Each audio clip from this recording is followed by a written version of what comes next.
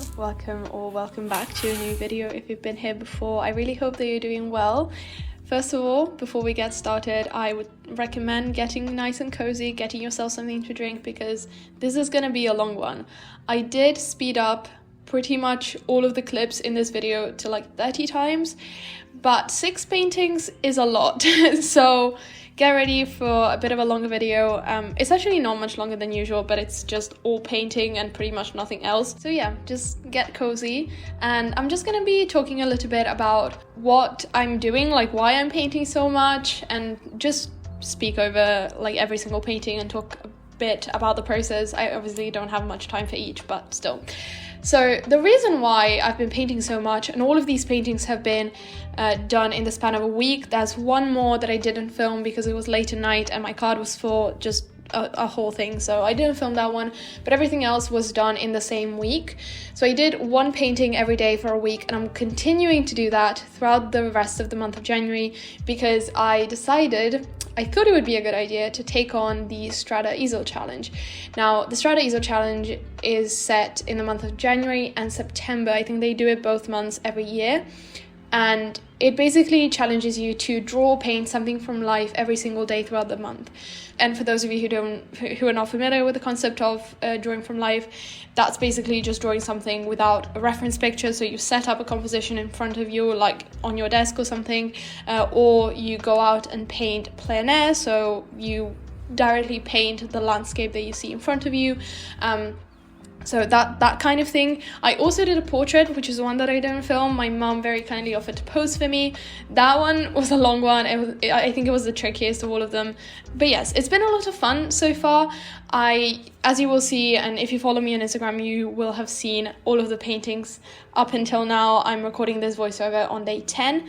I haven't done today's painting yet, but I've done 9 so far. And you can also do drawings, but I've only done paintings so far. All of these are oil paintings. We'll see if I end up changing my medium at some point. But yeah, if you follow me on Instagram, I've been posting every day because that's part of the challenge. And if you manage to consistently do and post a painting or drawing every single day from life, you are entered to win one of their easels. That would be very exciting.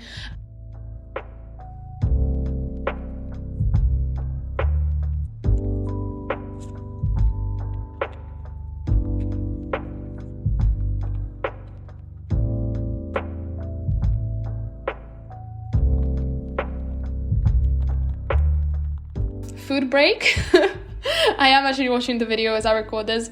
I know I haven't been speaking about the painting so far, but yes, I was baking cinnamon rolls and I actually painted them later on. It's my favorite painting. Anyways, no spoilers. I'm gonna start talking about the paintings now. Obviously, I've missed the first one. That was just a really quick fruit study. I had only done one other painting from life before, and that was, I think, in August when I was at the seaside. I thought it would be fun to paint some peaches from life. So since the last time I'd done it, I painted fruit and it went pretty well. I thought, let's get started with fruit as well. It seemed like a simple enough composition, so got started with that. And then I thought it would be a good idea to complicate things straight away from the second day and paint 3 perfume bottles. I set those up on like a rectangular mirror that I have. It's quite tiny, so I just set those up. And then I also had a pearl necklace around them. I did paint it at the end, but it's not very evident. It does sort of blend in with everything else, but I'm very, very happy with this painting. It's among my favorites. I'm quite proud of all of the paintings that I did, but this one and the one that I did on day 4, I think, are my 2 favorite ones. So this one I tried to keep very loose. I think this was the best exercise in terms of loose brush strokes. I painted most of this using a really big brush compared to the size of the objects that I was actually painting. So that was fun. And this is the other painting that I talked about. I skipped filming day 3, so this is now day 4, and this is my absolute favorite, I think. I set up a little composition in my kitchen with the cinnamon rolls that I'd baked the other day, and just some like a coffee cup, and then I had orange juice, I think, another clementine, a milk jug, and something else. I can't remember. But yes, this was a lot of fun to paint. Again, this was another really good exercise in terms of keeping my brush strokes very loose.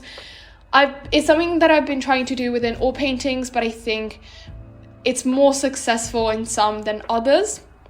And just to give you an estimate of how long these paintings have been taking me, I think the smaller size ones, so the size that I painted the first one in, take me around half an hour to 45 minutes, and then these bigger ones take me anywhere from 40 minutes to a couple hours. The portrait that I didn't film is definitely the one that took the longest, and I think this one probably took me an hour 20 minutes, an hour and a half, something like that.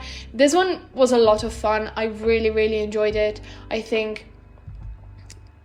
just really like it. I love the cool tones of the background and how those look with the orange and the tiniest bit of green from the leaves of the clementine, and then the color of the cinnamon rolls in the front. I really struggle with those, actually. I wanted to detail those a little bit. I think I got to the point where I didn't really like them, and I thought I'm just gonna add details and hope that it pulls it all together.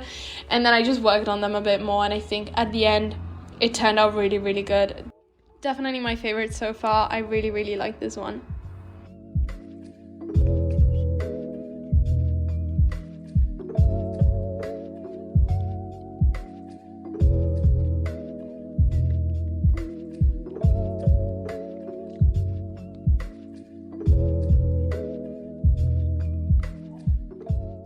Then we're moving on to day 5, and this one was probably the trickiest. I knew I wanted to paint my cat at some point in the challenge, or at least sketch her, but she's really not the type of cat to sit still. So if she sees me do something, then she's gonna come over and have a look and make sure that, you know, she's aware of what I'm doing.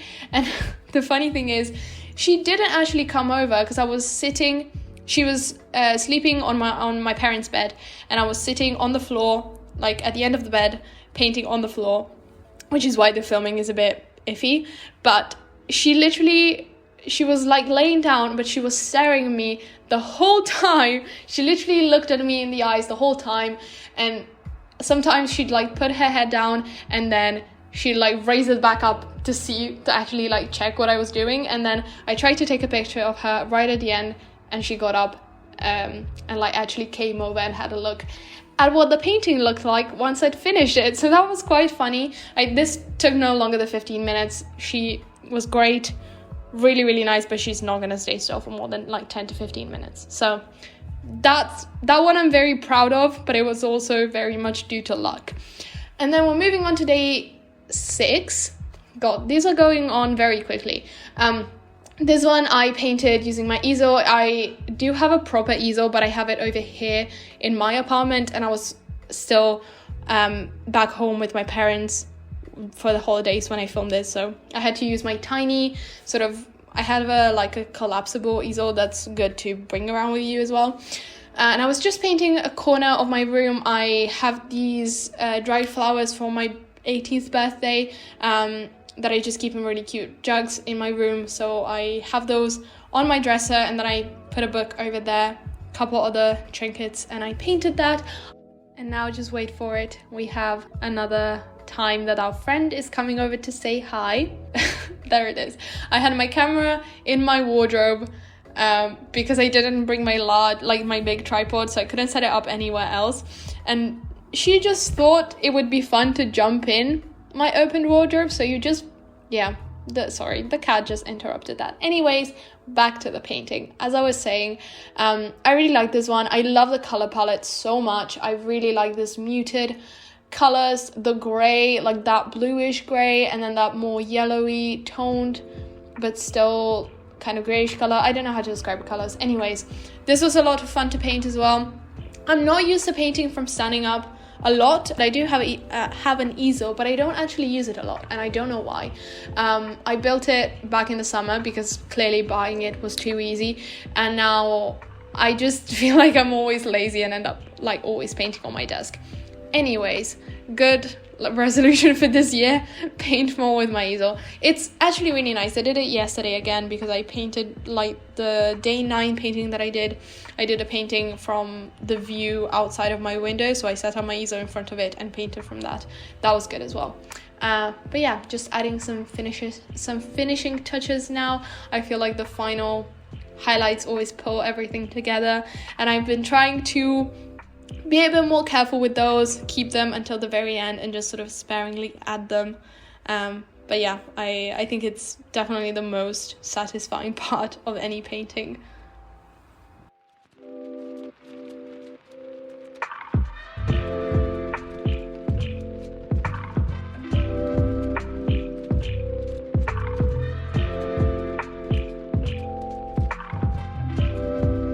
And then last but not least, this is day 7. If you have noticed, I have been priming all of my I primed all of the panels with gesso at the beginning, but then I'm also starting every painting with a burnt sienna underpainting, just to get rid of some of the white, and I feel like that helps really getting the values right later on once I'm actually putting down color. I find that very helpful, and I know a lot of other artists do as well, so that's what I do. I might try to switch out the color of the underpainting for some other paintings, but for now I've just been using burnt sienna for all of them, and then I just use a mixture of burnt sienna and red to do the sketch. I don't know why I mix red in. I like the color that comes out. And for this one, I was actually painting a corner of my desk. So I had a whole bunch of painting supplies in the corner of my desk, and I just set up my palette and started painting that. I think, in my opinion, this one is a bit chaotic.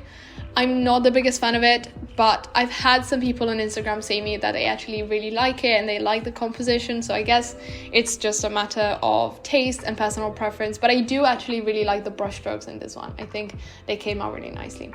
But yeah, we're just nearing the end of the video, so if you watched it until the end, thank you so much for being here. I am going to hopefully still stick with this until the very end of the month and keep posting these videos to keep you updated and show you some of my process. But yeah, thank you so much for watching, and I will see you soon with a new video. Have a nice day. Bye.